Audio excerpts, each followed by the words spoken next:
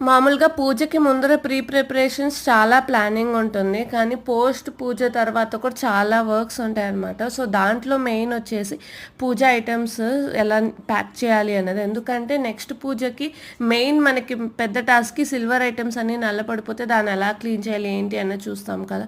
So, అది పూజ అయిపోయిన వెంటనే దాన్ని నీట్‌గా మనం ప్యాక్ చేసేస్తే మనకి నెక్స్ట్ పూజ వరకు కూడా కొంచెం బావుంటుంది. సో, మనకి ముందర పని కూడా కొంచెం తగ్గుతుందనమాట. సో, దాంట్లో భాగంగా నేను ఫస్ట్ అయితే మన పూజ ఐటెమ్స్ అని మంచిగా కోల్గేట్ పేస్ట్, బ్రష్ యూస్ చేసి సిల్వర్ ఐటెమ్స్ క్లీన్ చేసేస్తా.